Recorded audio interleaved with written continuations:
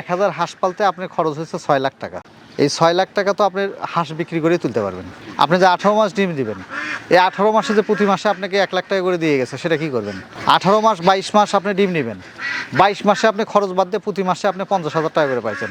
আবার হাঁস বিক্রি করে আপনি 6 লাখ 5 লাখ বিক্রি করেন, তা আপনি তো ওইদিকে 1 লাখ টাকা লস করছেন। আপনি যে এই যে 12 লাখ টাকা যে এখান থেকে খরচ বাদ দিয়ে সব কিছু বাদ দিয়ে আসছে, আপনি তো এটা কোথায় থেকে ইনকাম করবেন? 6 লাখ টাকা দিয়ে আপনি সরকারি চাকরি করে তো ঘুষ দিয়েও তো আপনি রিটার্ন নিয়ে আসতে পারবেন না। তো এই জায়গাগুলো আমাদের বোঝার ভুল হচ্ছে। আমরা যদি বিদেশ যেতে চাই, ওই দালালির পিছনে 6 লাখ টাকা দিয়ে ঘুরতে ঘুরতে আমরা শেষ হচ্ছি। আবার যা ওখানে পরিশ্রম করতেছি, ওই টাকা কিন্তু রিটার্ন আসবে না। আর এখানে আপনি যে টাকাটাতে খরচ করতেছেন, এটা তো আপনি রিটার্ন পাবেন। আসসালামু আলাইকুম বন্ধুরা, কেমন আছেন সবাই? দেশ এবং দেশের বাইরে যেখান থেকে এই মুহূর্তে আমাদের আজকের এই প্রোগ্রাম দেখছে, স্বাগত জানাচ্ছি। দর্শক বন্ধুরা, আজকে আমরা অবস্থান করছি গাইবান্ধা জেলার গোবিন্দগঞ্জ উপজেলার মদনপুর গ্রামে। দর্শক বন্ধুরা, আমরা চলে এসেছি আস্থা এগ্রো ফার্মে। এই প্রতিষ্ঠানটি দীর্ঘদিনের একটি প্রতিষ্ঠান। এখানে প্রায় 26 বছর যাবৎ নির্লসভাবে পরিশ্রম করে যাচ্ছেন এই প্রতিষ্ঠানের উদ্যমী পরিশ্রমী উদ্যোক্তা সোহেল ভাই। তিনি শুরুতে টার্কি মুরগি দিয়ে যাত্রা শুরু করেন, এরপরে পর্যায়ক্রমে পোলট্রি সেক্টরে অনেক কিছু করার চেষ্টা করেছেন। ঘাত প্রতিঘাত পেরিয়ে তিনি বর্তমানে একজন সফল উদ্যোক্তা। 2000 সাল থেকে 16 সাল পর্যন্ত তিনি নানা প্রতিকূলতার সম্মুখীন হয়ে এর পরবর্তী সময়গুলোতে তিনি সফলভাবে এই ফার্মটি পরিচালনা করে আসতেছেন। তার এই অ্যাগ্রো ফার্মে বর্তমানে হাঁস পালন হচ্ছে, বিভিন্ন ধরনের অর্গানিক ফল ফসলের চাষ হচ্ছে, তারপরে এখানে বিটল পোকা চাষ হচ্ছে, গরু পালন হচ্ছে। এই ধরনের বহুমুখী কাজের সাথে তিনি সম্পৃক্ত। আমার পিছনে যে হাঁসগুলো দেখতে পাচ্ছেন, এগুলো খাকি ক্যাম্বেল জাতের হাঁস। এগুলো ডিমের জন্য লালন পালন করা হয়। মজার বিষয় হচ্ছে, এই আস্থা এগ্রো ফার্মে হাঁসগুলোকে বিভিন্ন ধাপে বিভিন্ন পর্যায়ে লালন পালন করা হচ্ছে। বিশেষ করে এখানে একটা শেড দেখতে পাচ্ছি, সেটা পুকুরের ওপর। এখানে ডিমের হাঁস লালন পালন করা হচ্ছে। আমার সামনে যে শেডটি রয়েছে, এটি হচ্ছে আবার একবারে শুকনো অবস্থায় শেড করে, যেমন মুরগি লালন পালন করে, ওপরে হাঁস থাকবে, নিচে আবার ফাঁকা জায়গা রেখেছে, সেখানে আবার গোসল করতে পারবে। আবার পিছনেও শেড রয়েছে, সামনেও শেড রয়েছে, এবং এই জায়গাটা পুরোটা প্লাস্টার করে দিয়েছেন। এখানে হাঁস সারাদিন থাকবে। এবং এই যে দেখতে পাচ্ছেন, এখানে কৃত্রিমভাবে পানির ব্যবস্থা করে দেওয়া আছে। এখানে হাঁসগুলো ফ্রেশ পানি খাচ্ছে, এখানেই গোসলের কাজটি সারাই নিচ্ছে। তো এইভাবে হাঁস পালন করে তারা লাভবান হচ্ছেন। তার এখানে প্রায় 2600-এর মতো হাঁস রয়েছে, যেগুলো থেকে ডিম পাচ্ছে, ডিম থেকে নিজেরা বাচ্চা ফুটাচ্ছে। সব মিলে হাঁস পালনে তারা সফলতা পেয়েছেন। দর্শক বন্ধুরা, আমরা আজকে কথা বলবো সেই উদ্যমী উদ্যোক্তা সোহেল ভাইয়ের সাথে। তার কাছ থেকে জানার চেষ্টা করবো আমরা কীভাবে হাঁস পালন করতে পারি, কী কী কৌশল অবলম্বন করে হাঁস পালন করলে সেটি লাভজনক হবে, সেসব বিষয়। দর্শক বন্ধুরা, এখন পর্যন্ত আপনারা যারা আমাদের চ্যানেলটি সাবস্ক্রাইব করেননি, চ্যানেলটি সাবস্ক্রাইব করবেন, পাশে থাকা বেল আইকনটি অন করে দেবেন। সেই সাথে আমাদেরকে জানিয়ে দেবেন কৃষি সেক্টরে আপনি কোন ধরনের ভিডিওগুলো দেখতে পছন্দ করেন। চলুন শুরু করা যাক।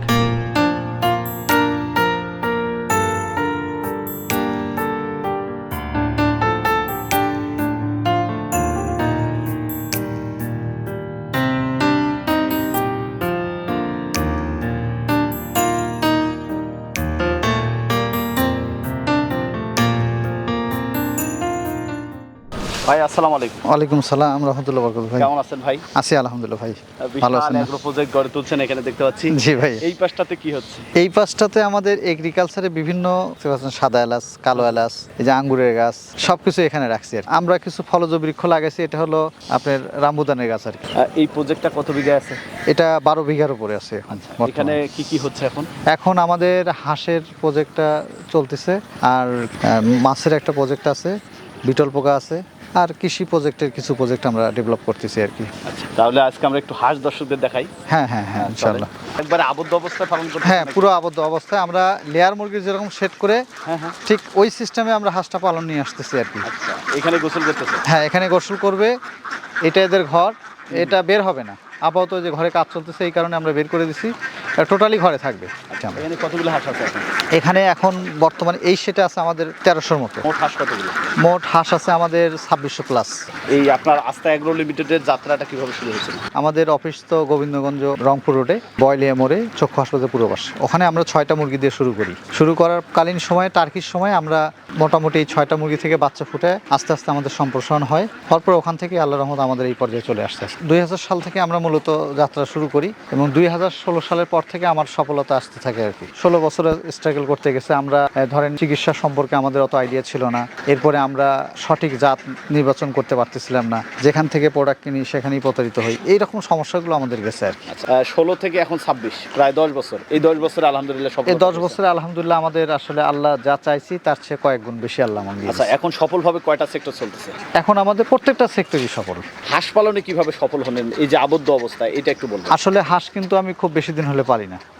আমি কিন্তু মুরগির সেক্টরের লোকই। আমি হাঁস পালা শুরু করছি মাত্র 24 সাল থেকে, 24 সালের শেষ নাগাদ। আচ্ছা। তাহলে 25 সাল 26 সাল আসলে হাঁসে দেখলাম একটা জিনিস কি, মুরগিতে রোগের শেষ নেই।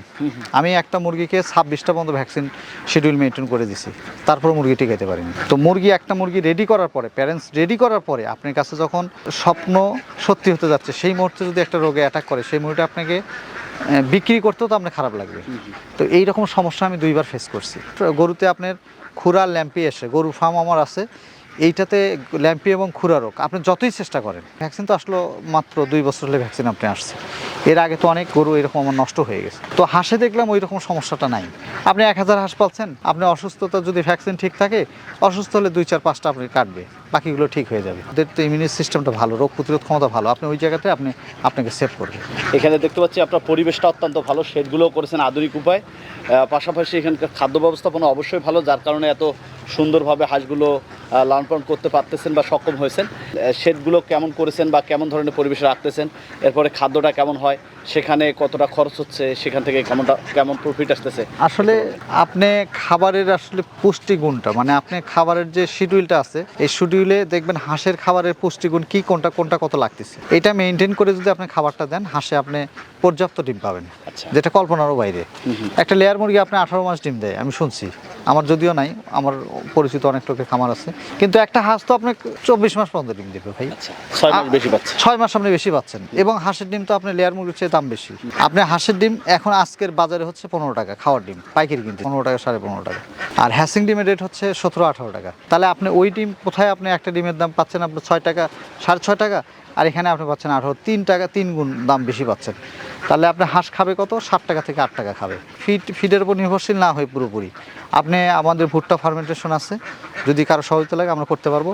এবং এই যে বিটল পোকার যে আপনার হারভেস্ট করে, যেটা পাউডার করে খাবারের সাথে মিক্সড করে দেওয়া হচ্ছে, এটা দিবেন, আপনি দেখবেন যে হাঁসে, মুরগিতে আপনি দুটোতেই আপনি সফলতা পাবেন। কিন্তু মুরগিতে আমি বলবো যে আমাদের দেশীয় জাত, দেশি মুরগিতে সবাই ঝোঁকেন। কিন্তু আবদ্ধ অবস্থায় করতেছেন, হাঁসগুলো কি খাওয়াচ্ছেন বা দৈনিক কেমন খাবার খাচ্ছেন? আমাদের দৈনিক 160 গ্রাম করে খাবার যায় একটা হাঁস। আচ্ছা, এটা কি খাবার দেন? এটা আমরা দেই ফার্মেন্টেশন 2 বেলা, আর 1 বেলা আমরা ফিড দিই। ফার্মেন্টেশন খাবারটা কি?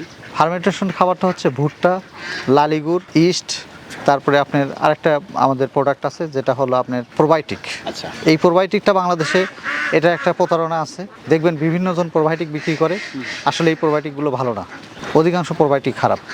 যারা সরাসরি বাইরে থেকে প্রোবায়োটিক ইম্পোর্ট করে, এইরকম ইম্পোর্টারের কাছ থেকে যদি আপনি প্রোবায়োটিক নিতে পারেন, তাহলে আপনি এটাতে সফল হবেন। এই ফার্মেন্টেশন আর ফিড মিলে মিক্সড করে খাওয়ানোর কারণে আমাদের 30 থেকে 35 টাকা আমাদের খরচ হয় পার কেজি। ছোট থেকে বড় করতে এসে এদের ভ্যাকসিনেশনগুলো কি করতে হয়েছে? ডাক পেলে আপনার 2টা, আপনার 20 থেকে 25 দিনে একটা ডাক পেলে, আর আপনার 35 থেকে আমরা 42 দিনের মধ্যে আরেকটা করে দিই। এরপরে আমার 60 থেকে 65 দিনের মধ্যে কলেরা একটা করছি, আবার 75 থেকে 80 দিনের মধ্যে কলেরা একটা করছি, আর এর মধ্যে 2টা বার্ড ফ্লু ভ্যাকসিন আমরা দিয়ে দিই। বার্ড ফ্লু ভ্যাকসিন গত বছর থেকে হাঁসে বার্ড ফ্লু দেখা যাচ্ছে। তো হাঁসের তো অনেক জাত আছে, কোন জাতটা সব থেকে আপনার কাছে? আপনি ক্যাম্বেল জাতের হাঁস ডিমের জন্য আপনার বাংলাদেশ না, শুধু ওয়ার্ল্ডের মধ্যে ফার্স্ট। শুধু বাংলাদেশ না, আপনি চায়নাতে যাবেন, থাইল্যান্ডে যাবেন, ফিলিপাইনে যাবেন, আপনার ক্যাম্বেলের ওপরে ডিম দেওয়া হাঁস পৃথিবীতে আর কোনো হাঁস নেই। আচ্ছা, অনেকে শুরু করতে চায়, কিন্তু সব থেকে বড় ভয় হচ্ছে যে হাঁস পালন করলে, আবদ্ধ অবস্থায় করলে হয়তো বেশি খরচ হবে, সেখান থেকে লাভের দিকটা বাইর করা কঠিন হয়ে যাবে। এই বিষয়টা কতটা সহজ? ভাই, আপনি 1000 হাঁস পালতে আপনার খরচ হয়েছে 6 লাখ টাকা। এই 6 লাখ টাকা তো আপনি হাঁস বিক্রি করে তুলতে পারবেন। হাঁসটা বিক্রি করে দিলে 6 লাখ টাকা তো উঠে যাবে। আপনি যে 18 মাস ডিম দিবেন, এই 18 মাসে যে প্রতি মাসে আপনাকে 1 লাখ টাকা করে দিয়ে গেছে, সেটা কি করবেন? 18 মাস 22 মাস আপনি ডিম নেবেন, 22 মাসে আপনি খরচ বাদ দিয়ে প্রতি মাসে আপনি 50,000 টাকা করে পাইছেন। আবার হাঁস বিক্রি করে আপনি 6 লাখ, 5 লাখ বিক্রি করেন, তা আপনি তো ওইদিকে 1 লাখ টাকা লস করছেন। আপনি যে এই যে 12 লাখ টাকা যে এখান থেকে খরচ বাদ দিয়ে সব কিছু বাদ দিয়ে আসছে, আপনি তো এটা কোথায় থেকে ইনকাম করবেন? 6 লাখ টাকা দিয়ে আপনি সরকারি চাকরি করে তো ঘুষ দিয়েও তো আপনি রিটার্ন নিয়ে আসতে পারবেন না। তো এই জায়গাগুলো আমাদের বোঝার ভুল হচ্ছে। আমরা যদি বিদেশ যেতে চাই, ওই দালালের পিছনে 6 লাখ টাকা দিয়ে ঘুরতে ঘুরতে আমরা শেষ হচ্ছি। আবার যা ওখানে পরিশ্রম করতেছি, ওই টাকা কিন্তু রিটার্ন আসবে না। আর এখানে আপনি যে টাকাটাতে খরচ করতেছেন, এটা তো আপনি রিটার্ন পাবেন। বাংলাদেশে দিন দিন হাঁসের মাংসটা জনপ্রিয় হচ্ছে। আমরা এর পরবর্তীতে একটা পিকিং স্টার 30 যে হাঁসটা আছে, এটা আমরা ডিজি কোম্পানির সাথে যোগাযোগ করছি। ওদের একটা প্যারেন্টস আসছে নতুন, ওইটার থেকে আমরা বাচ্চা কালেক্ট করব, ওইটাই আমরা প্যারেন্টস করব। এটা করব মাংসের জন্য, আর ডিমের জন্য করব খাকি ক্যাম্বেল, জেন্ডিং, কাকুলি, এগুলো সব মিলে আমাদের করতে হচ্ছে এই কারণের জন্য, কারণ আমাদের হ্যাচারিতে বাচ্চা উৎপাদন করতে হয়। কারণ ওই যে এক কালার বাচ্চা সবাই নিতে চায় না। অধিকাংশ খামারি, কারো ইচ্ছা কালো, কারো ইচ্ছা ক্যাম্বেল, কারো জেন্ডিং। এই যে সমস্যাগুলো, এই সমস্যাগুলোর কারণে সবগুলো মিক্সড বাচ্চা বাচ্চা তৈরি করা লাগে। এখানে তো হ্যাসিং সেটআপও রয়েছে। হ্যাঁ হ্যাঁ হ্যাঁ, আচ্ছা। আমাদের মোটামুটি হ্যাসিং রেট কেমন বা বিগত সময় তো বাচ্চা ফুটিয়েছে আমাদের হ্যাসিং সেকশনের রেকর্ড হচ্ছে আমরা 92% সর্বনিম্ন বাচ্চা পাইছি। হাঁসের বাচ্চা? হ্যাঁ, এটা কিভাবে সম্ভব? কারিগর যে আছে, আমাদের যে টেকনিশিয়ান আছে, ওরও একটু কারিশমা আছে। এরপরে আমাদের মেশিনের সেটআপগুলো ভালো। আপনি মেশিনের সেটআপ ভালো না হলে, আমরা তো সারা জীবন শুনে আসছি যে তুষ পদ্ধতি, এই হ্যারকিন পদ্ধতি, এই ইনকিউবেটর বাংলাদেশে, আমাদের মেশিনগুলো হচ্ছে আপনার ইন্ডিয়ান একটা কোম্পানির ভালো মেশিন, এটা আমরা নিয়ে আসি। এটাতে আসলে ওই হিউমিডিটি সিস্টেমটা খুব ভালো। আপনি আমাদের অটো জেনারেটর, কারেন্ট কখন গেল কখন আসলো কখন গেল আপনি কিছুই বুঝবেন, অটো স্টার্ট হয়ে যাবে।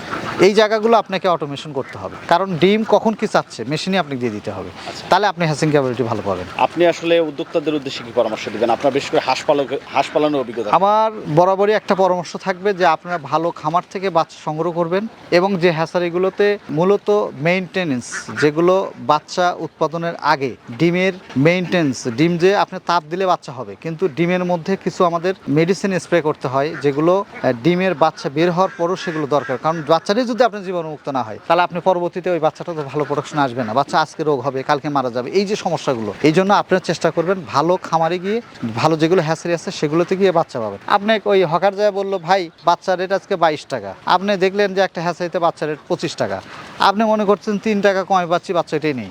আসলে তো আপনি বুঝতেছেন না, ওই 10 জায়গা থেকে বাচ্চা কুড়ায়া যেগুলো বিক্রি হয় না, যেগুলো ডিম থেকে টেনে বের করা হয়, সেই বাচ্চাগুলো দেওয়া হয় হকারকে।